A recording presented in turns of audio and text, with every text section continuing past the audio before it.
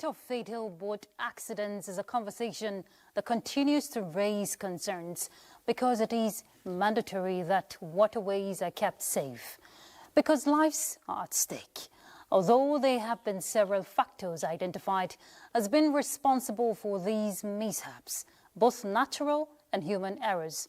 However, some experts say securing the nation's inland waterways requires a multifaceted approach with community engagement at a center stage to promote safety and providing the necessary infrastructure at these jetties. Amidst concerns over a recent spike in boat accidents, the federal government has reiterated commitment in giving priority to the safety of citizens on waterways, with an appeal to state governments to complement efforts and policies at addressing mishaps. On the other hand, stakeholders are lending their voices for the enforcement of the 2023 Inland Waterways Safety Codes and prosecution of offenders who put passengers at risk. Tonight, we'll put our spotlight on ways of averting boat mishaps, the role of communities. And our guest is Mr. Olawale Adetola. He's the General Manager of Business Development from the National Inland Waterways Authority. Thank you for joining us. This is Weekend File. I'm Ruth Aguela. Now, before we get to the part of the discussion and focus, let's begin with the news.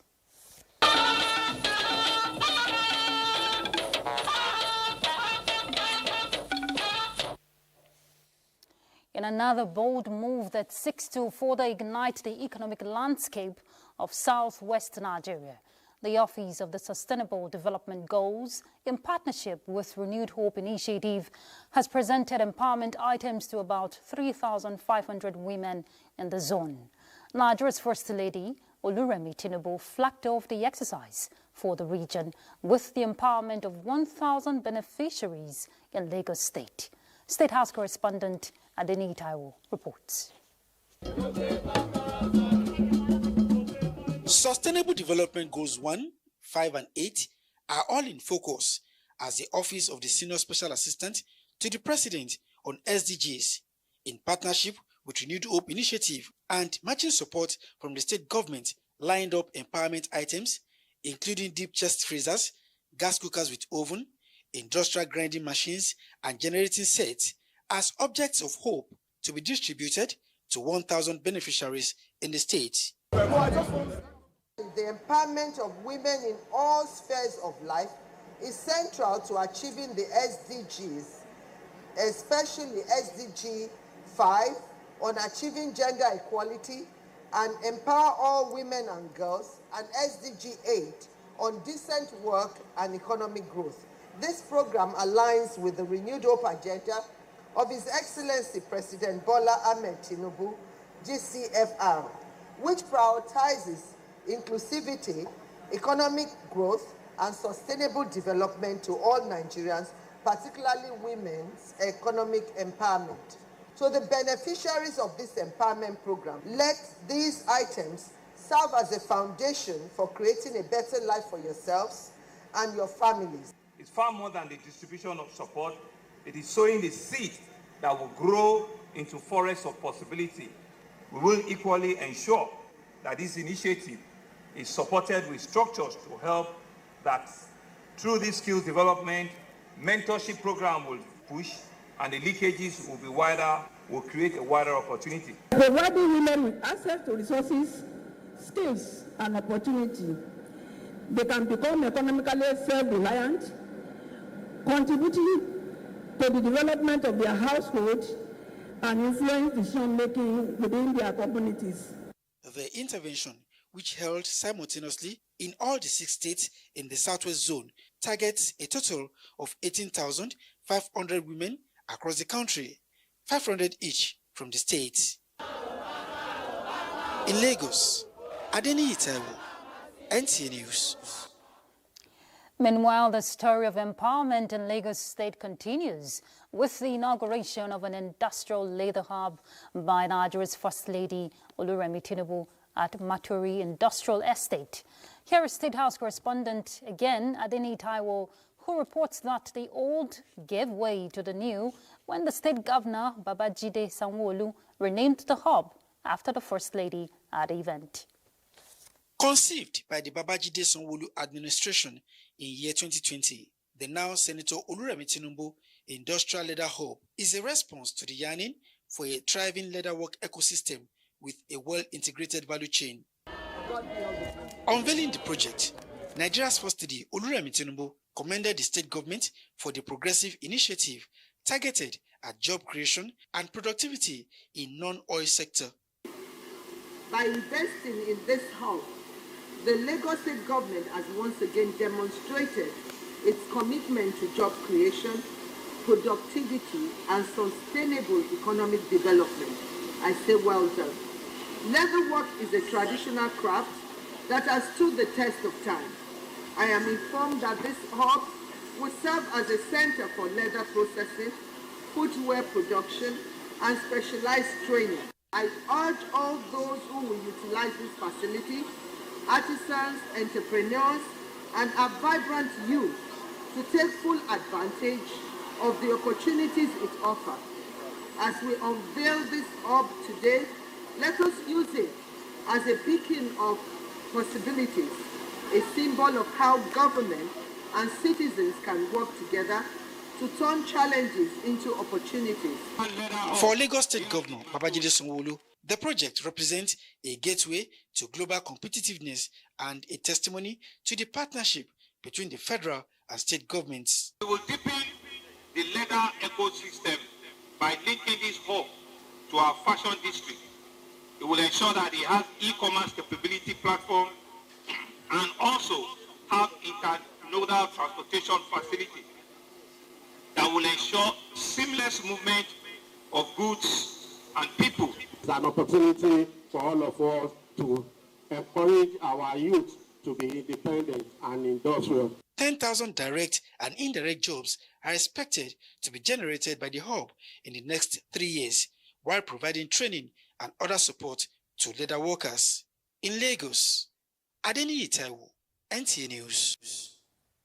Nigeria, we hear, is deepening collaboration with Japan to build strategic partnership and mobilize funding for upgrade and expansion of power transmission infrastructure in the country. Now, this is coming as the Federal Executive Council recently approved counterfeit funding of 19 billion naira to catalyze loan funding of $238 million from the Japan International Cooperation Agency, JICA. The loan funding will support the expansion of the national grid with construction of more than 200 kilometers of new double-circuit transmission lines and substations.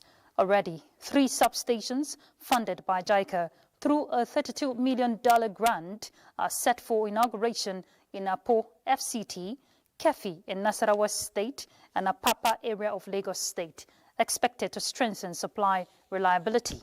Minister of Power Adebayo Adelabu says Nigeria is advancing a $190 million renewable energy loan facility supported by JICA to scale up distributed renewable energy solutions across communities in the country. In other news, Yobe State Governor Mai Mala Buni has urged Nigerians to pray for President Bola Ahmed Tinubu as he works to place the country on a sound footing. He made this appeal during a courtesy visit by a delegation from the Tijaniya sect who were in the state for their annual Maulud gathering to offer special prayers. Yunusa Suleiman reports. By Sheikh Ibrahim Tahir Usman Bauchi, the delegation comprises representatives from Morocco, Algeria and other countries, and they are in Yobe State for the annual Maulud celebrations of Sheikh Ahmadu Tijani, the spiritual leader of Tijaniya movement worldwide. The delegation's leader explains that the sect is using this occasion to offer special prayers and supplications for divine intervention in the affairs of Nigeria. Every year, we observe several Maulud commemorations, providing platforms for prayer warriors to offer special prayers for our country to surmount its challenges. This is what we also intend to achieve this year. Governor Bunihu commended the initiative, says the relative peace that the state is enjoying is largely attributed to the fervent prayers of the citizens. Prayer is a key to solving our challenges. Therefore, I am appealing to you to include in your prayers President Bola Tinubu, Nigeria, and all states of the Federation for sustainable peace and harmony. The visit of the Tijaniya sect delegation to Yobe State for Maulud celebrations highlights the importance of prayer and unity for Nigeria's peace and stability. In the Matru, Yunusa Suleiman, NTA News. The governors elected on the platform of the People's Democratic Party reaffirms their commitment to repositioning the party ahead of the 2027 general election. This forms part of major outcomes of the Governors' Forum meeting held in Gusau, Zamfara State.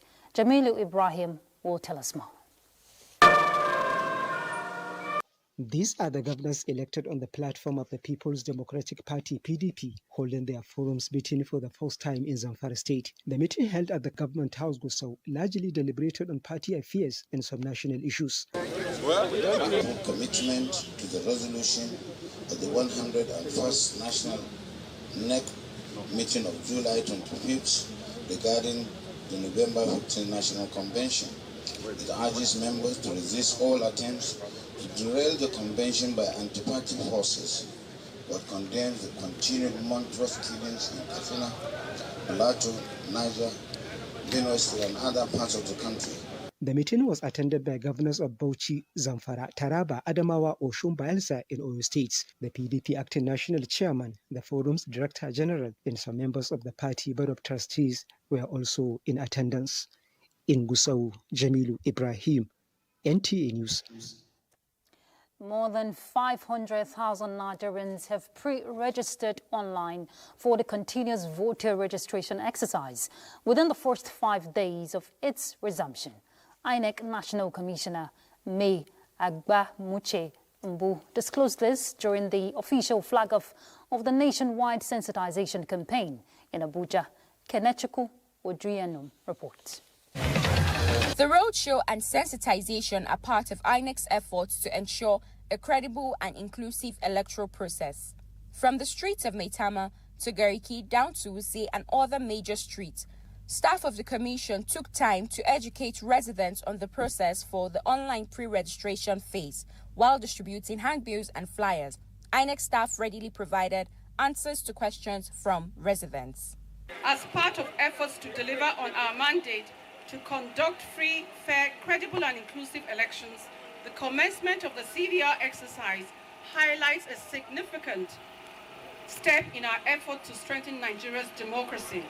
The in-person registration will commence at INEC offices nationwide from 25th of August 2025. The first phase runs until December 2025, with the second phase scheduled from January to the 30th and the third phase in August 2026. From the 25th, people will be attended to in our offices nationwide, the 36 states and the FCT and the 774 local government offices of INEC. From 9 o'clock to 3 p.m. The Commission seized the opportunity to also call on political parties, civil society groups and the media to support the exercise by creating awareness among Nigerians, noting that the permanent voter card remains the gateway to strengthening democracy and ensuring people's voices are heard at the polls. In Abuja, Kenechukwu Odrianum, NTA News.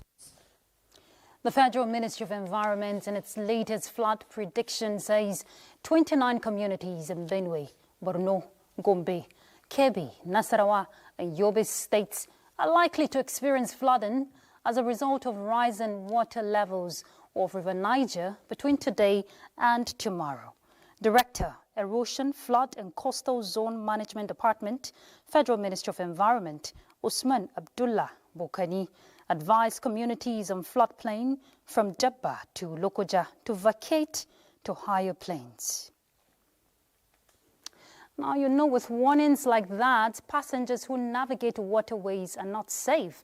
So our focus after the break will be on ways to avert boat mishaps, the role of communities. Stay tuned. The government and good people of Enugu State heartily welcome over 20...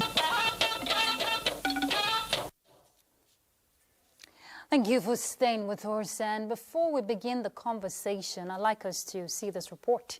The frequency of boat mishaps in Nigeria no doubt has become a source of concern to authorities. That's because of the country's extensive inland waterways and its significance for transportation, fishing, and trade. Chukunonso Nwabweze, this report takes a look at community involvement in changing the narrative, which experts say plays a pivotal role in enhancing safety practices, regulations, and enforcement. Let's see that. Fatalities on the nation's inland waterways have become too many, despite federal government's efforts through the Ministry of Marine and Blue Economy at tackling the challenge. The country has recorded about 7 boat mishaps in Rivers, Kwara, Kebbi, Taraba, Jigawa, Niger, and Sokoto states in 2025, with more than 60 deaths. Consequently, from Kogi, Niger, Lagos, Bayelsa to Kwara, Benue, Taraba, as well as other coastal states, the ministry, through the National Inland Waterways Authority, NIWA, has taken government's multifaceted strategy of enforcing the Inland Waterways Transportation Regulation 2023, the conduct of public safety advocacy campaigns, and provision of essential equipment like life jackets to these states and beyond. I want to appeal to the subnationals, the states, to see this as their responsibility. It's not really the entire responsibility of federal government. These citizens are your citizens. Make adequate provision for them, both on land and on the waterways. 90% of this boat mishap is caused by human errors. And in preventing this human error, we have provided trainings. We have sensitized more than 340 riverine villages in riverine states. With lack of adherence to safety standards, especially non-wearing of life jackets, still on the increase, the role of communities in complementing government's efforts at reducing, if not totally preventing, boat mishaps is now even more imperative. The people should go through their traditional rulers. You can train people from that community who will be able to communicate effectively with their local people. I think by so doing, people will understand and internalize the use of all these things. And the riders themselves will ensure that these boats are well maintained. We continue to enlighten them on the danger of traveling on water without any protective jacket. You have to dissuade their mind to appreciate and accept all these efforts so that they know that it is no water spirit or it is no water god that is protecting them. As relevant authorities continue to fashion out lasting solutions to incidents of boat mishaps, experts say deepening community-based awareness campaigns and the enforcement of safe boating practices are key. Chukunonso Nwabweze, NTA News. And Sokoto State government has confirmed the deaths of 4 passengers in the recent boat mishap that occurred at Kojio Village, Goronyo local government area. The incident occurred along the Sokoto Rima River when the boat conveying the passengers capsized. That was on Saturday, 16th August 2025. The Sokoto State government confirms that 5 passengers have been declared missing, while 41 others were successfully rescued. This confirmation followed a thorough search and fact-finding exercise jointly carried out by the officials of the National Emergency Management Agency, the State Emergency Management Agency, and the Goronyo Local Government Council. Quite sad indeed. So let's begin the conversation. We have a guest, Mr. Olawale Adetola. He's the General Manager, Business Development from the National Inland Waterways Authority. Thank you for joining us, Mr. Adetola. Thank you for having me. You know, just reading out that report from Sokoto, Very sad. And the advocacy has been on safety first. So let's get the reaction of NIWA towards the safety concerns and the whole boat mishaps we're seeing happening for a while now. Thank you.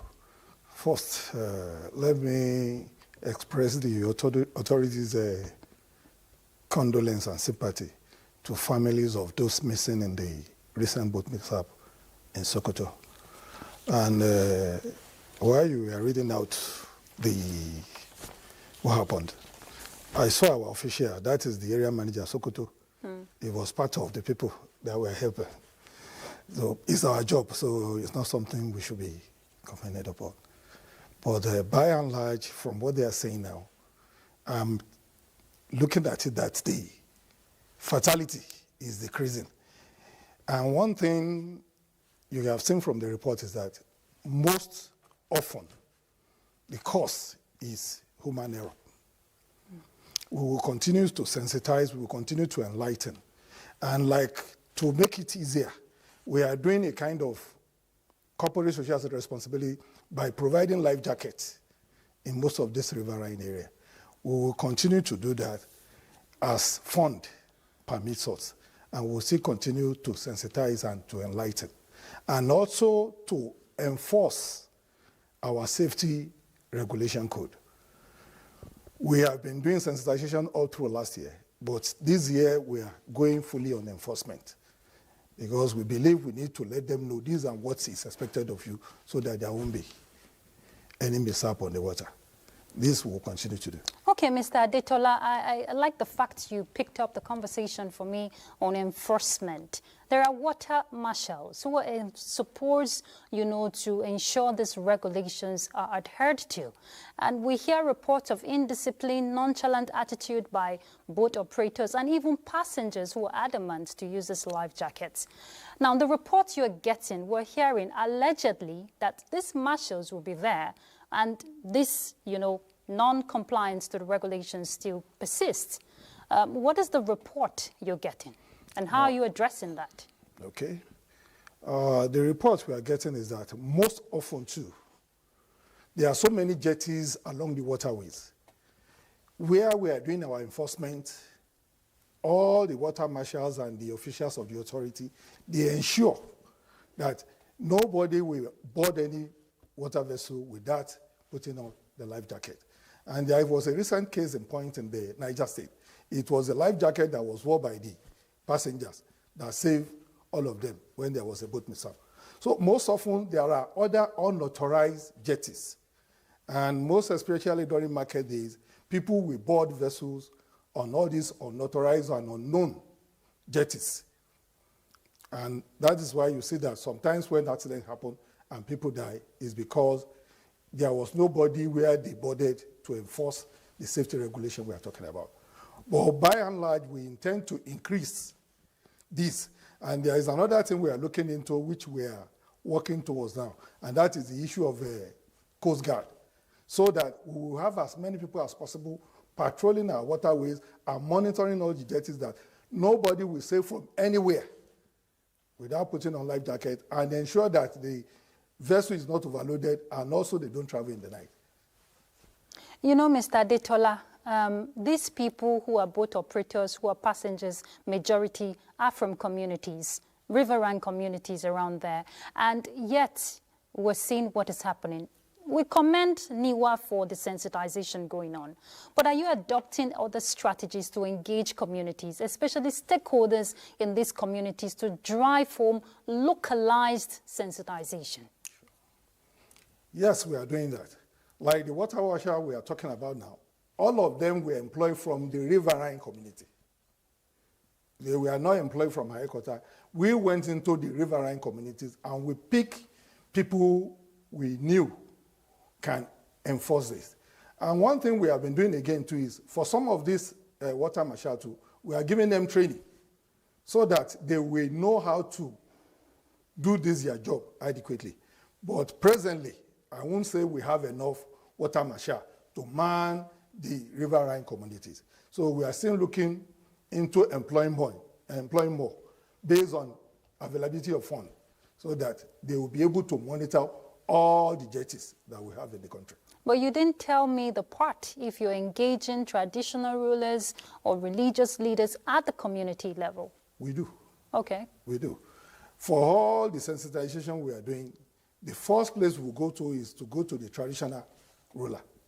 And most often, we even have the sensitization right in their palace. We go to community leaders too. We ask them for their view. We ask them for what they think we can do to reduce this accident on waterways. We are ready to collaborate with the state government, ready to collaborate with the local government, and also all other stakeholders. Like you are talking about flooding now, we are collaborating with NIMET, we are collaborating with Federal Ministry of Environment. So everybody that is involved in this matter, we are collaborating with all of them. All right, Mr. Adetola, and our next report, that will be after the break, is actually going to be talking about interagency collaboration. So let's take a break. When we come back, we'll see that.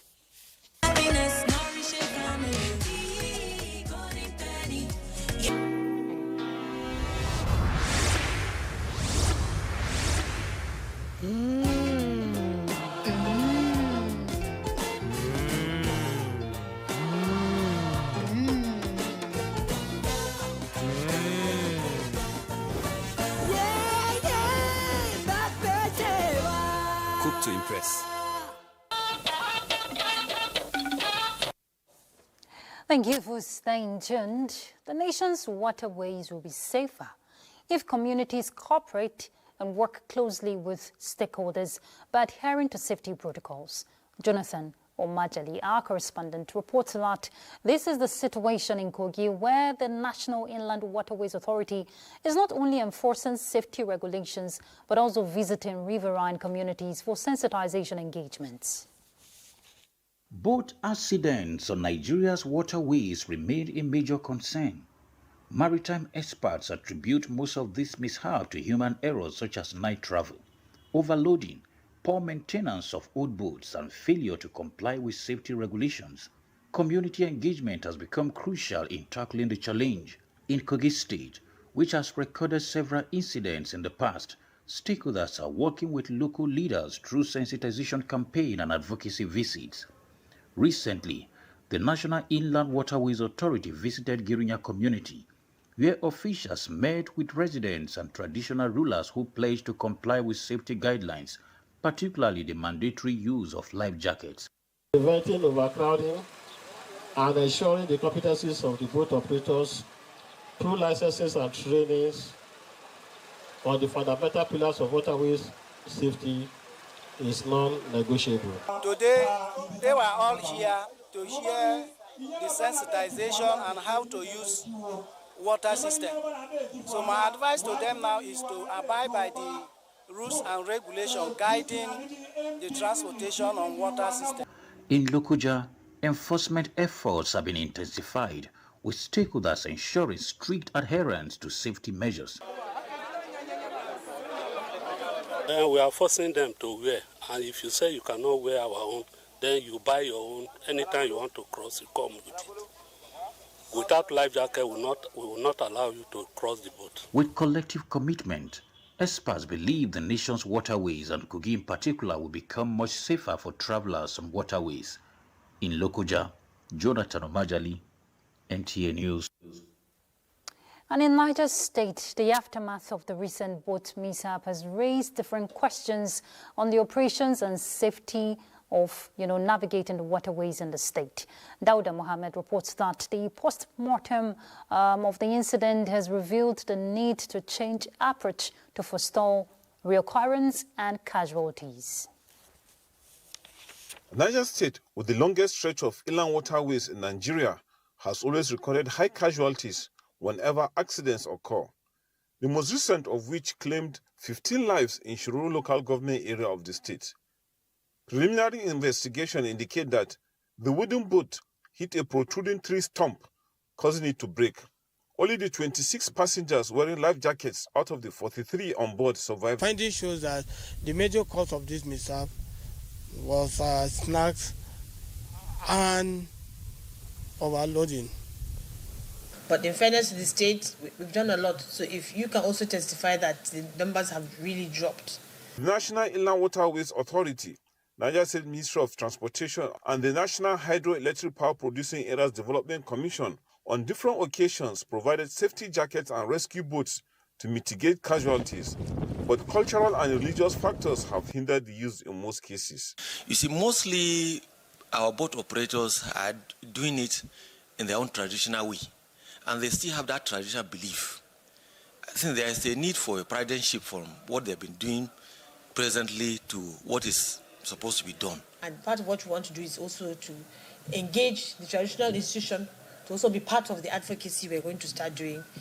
Niger State, with its large expanse of waterways bordering 3 states, Kaduna, Kebbi and Kwara, as well as rivers Kaduna and Niger, stakeholders say ensuring safety can only be achieved with stringent enforcement of safety measures and deployment of fiberglass boats as against the predominantly wooden ones prone to breakage. Dauda Mohammed, NTA News. Mr. Adetola, I saw your reaction when you saw that overloaded boats. You know, it's just sad. It's not funny, it's just sad. And which brings me to this question. We're seeing the nonchalant attitudes and all of that. You're doing your own part. What really is the problem? Why is this still persistent? You know, when we're talking about persecution, enforcement, if there's no enforcement, there won't be persecution, right? Are people being persecuted for their actions? And are there penalties? Yes. Okay. Based on what I just saw, in fact, I'm just perplexed. I don't know, with the sensitization, enlightenment, advocacy we have done, people can still enter any vessel without putting on life jacket. It's more or less they are going to commit suicide. And like we have said, what is causing most of this thing is human error. So what I would say, we will continue with our sensitization and we will be more stringent in our enforcement of the regulation codes, waterways transportation code. Because for all these infringements, there are penalties spelled out for each. The only thing I will say sometimes that happens is, for some of these vessels you are seeing, where they are taking off from, we don't have personnel to monitor what they do there. Because if we do, we will definitely stop them from sailing. And in some cases, you see the number of passengers, if there are too many, they may be able to overwhelm the water marshal that will be operating there. So whatever the water marshal might be telling them, they will ignore.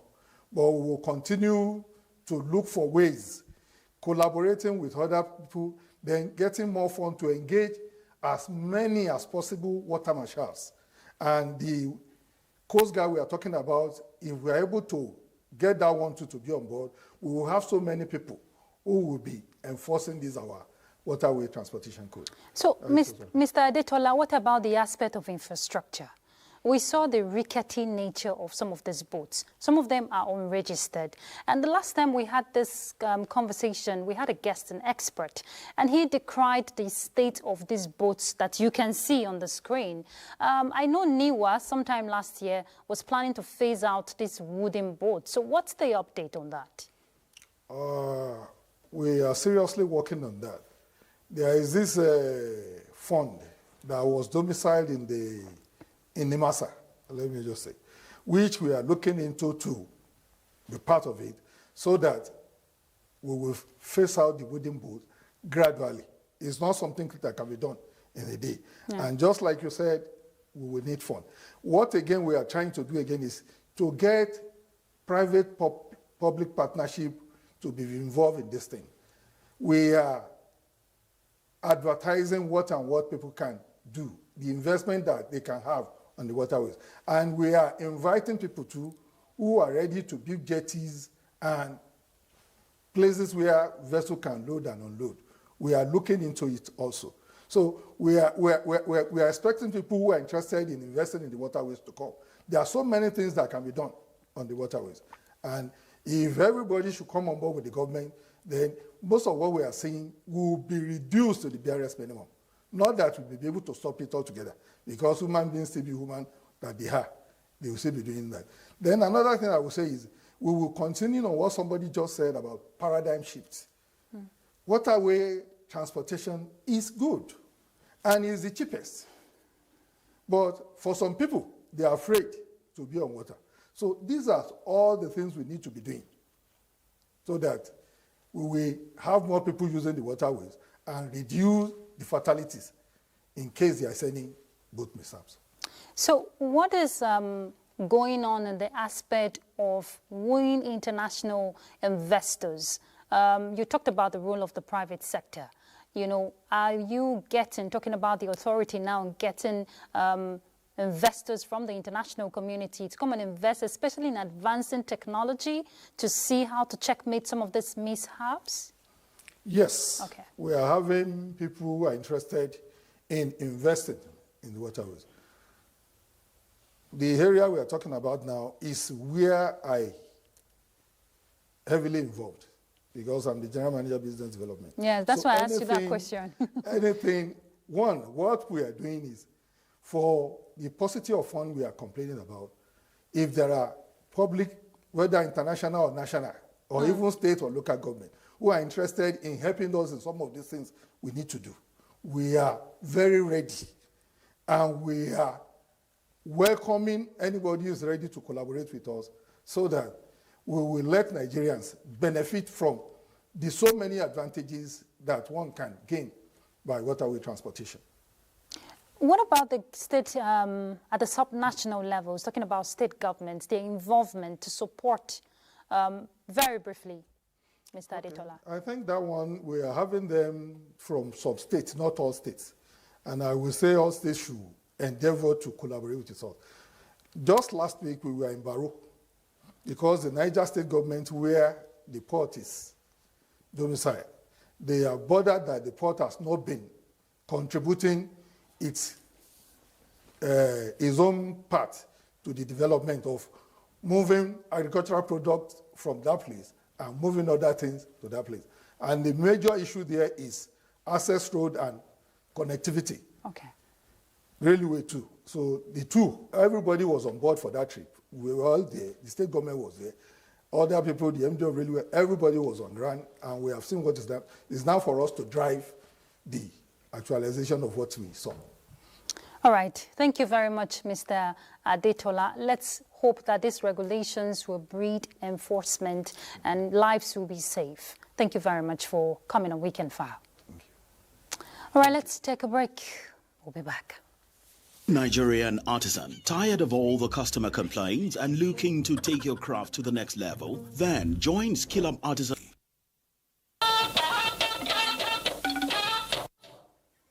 Thank you for staying with us. President Bola Tinubu condoles with the family, friends and associates of Colonel Mohammed Mana, retired, a former military administrator of Plateau State and one-time senator who passed away in the early hours of Saturday in Abuja. The All Progressives Congress chieftain represented Adamawa North in the Senate between 2007 and 2011. President Tinubu describes Mana as a distinguished patriot, an officer, gentleman who gave much to his fatherland in and out of uniform. Similarly, President Bola Tinubu joins the management and staff of the Nation newspaper in mourning the passing of the assistant editor, Miss Evelyn Osage. Osage died last Sunday at the age of 49 after a brief illness. President Tinubu describes her death at a young age as sad and heartbreaking, recalling that the late Osage was one of the nation's most talented, creative and hardworking correspondents. All right, next will be sports update, and Ayo Deji is set for us. Ayo, what's up? Well, let's start on a brighter note. Nigeria recorded a historic breakthrough as Abdul-Jabbar Adama won silver in the men's 50 meters butterfly at the ongoing World Aquatics Junior Swimming Championships in Otopeni, Romania. Adama clocked 23.64 seconds to finish second on the podium, a remarkable feat that not only secured him a place on the podium, but also delivered Nigeria's first ever medal in world swimming history. It stands as the greatest achievement so far by a Nigerian swimmer at any World Aquatics event since the sport was listed in the elite category. Now let's talk football. Karu and New Karu FC have sealed their places in the final of the All-Star Veteran Football Championship in Abuja after a hard-fought semi-final victory, respectively, over USF All-Star and Apo Fitness Club. USF took the lead in the opening match, but New Karu struck back to advance. In the second fixture, Karu All-Stars edged past Apo Fitness Club 5-4 in a thrilling contest. It has been very wonderful one, bringing people from their cocoon, from their private life to come out to enjoy themselves, football, sports. See, while this final is something completely different from everybody in Karu All-Stars, getting to quarterfinal and semi-final has always been our birthright, but we've never had the opportunity to play in the finals. And having this opportunity to play in the final, we'll fire from all. Let's go over to the world of the English Premier League, where Brentford secured their first home win of the season, edging past Aston Villa, who have now gone 3 straight league matches without a goal for the first time since July 2020. Bournemouth, on the other hand, are finally off the mark at the second attempt this season, grinding out a narrow 1-0 win over Wolverhampton, who were reduced to 10 men. Meanwhile, in the early kickoff, Tottenham Hotspur and their manager Thomas Frank praised the side's defensive resilience after they shut out Manchester City to claim a 2-0 victory at the Etihad. Sunday fixtures will see Manchester United take on Fulham as Everton welcome Brighton. Let's also tell you that the remains of legendary Super Eagles goalkeeper Peter Rufai lay in state at the Mobolasi Johnson Arena in Lagos amidst reflection on his life and time by Professional Footballers Association of Nigeria and ex-international players. Correspondent Gift George reports that a novelty match held in his honor on the famous pitch of the stadium where he started his career with stationery stores in 1980. Dodo Manana, as was fondly called, represented Nigeria at the 1994 and 1998 FIFA World Cups, winning the 1994 Africa Cup of Nations. That came in at a young age, from 1981 till 1998, if I'm not mistaken. I mean, come on now, that's a legend. The kind of understanding that was between me and Rufai and Ike, we are always helping each other. Peter Rufai died on July 3 at the age of 61. And that's your sports. It's back to Ruth. You're a very sad one there. A true legend, and of course his legacies will live on. Let's do the weather by finding out what is up tomorrow. Thanks for staying with us. We're expecting heavy storms to sweep through parts of the northeastern region, particularly affecting Borno, Yobe, Gombe, Bauchi, some parts of Taraba, Adamawa, Kebbi, Zamfara, and Sokoto states. So if you're in these areas, be prepared for strong winds, lightning, and possible localized flooding. Moving into the central region, we're expecting moderate rainfall across many cities. While it may not be intense, it could disrupt travel plans or outdoor activities. So keep those umbrellas close. And down south, including the southwest, southeast, some parts of the coastal areas of Cross River, Akwa Ibom, Rivers, Delta, and Bayelsa, be on the lookout for intermittent rain showers throughout the day. And that's it from this end. Thank you for watching.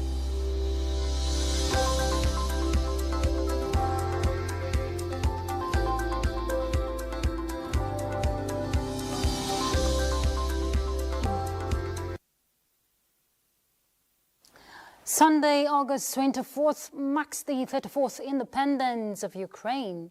But for 3 years, Ukraine has been under Russian aggression. Many lives and property destroyed. As this war-torn country marks its independence tomorrow, Ukraine needs prayers for an end to the war and suffering, protection of the innocent, preservation of human life, and the restoration of peace and freedom. In this time of severe trials, the country needs not only political and humanitarian support, but also spiritual solidarity. So, just a word of prayer from you tomorrow for Ukraine.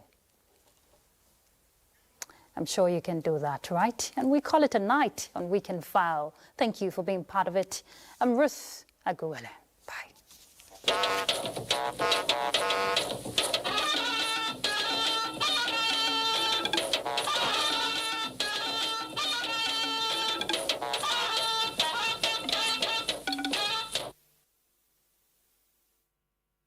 Do you want your school to be known for your achievements or activities? Then look no further. At NTA Knowledge on Star Times Channel 359, we will showcase your school's graduation,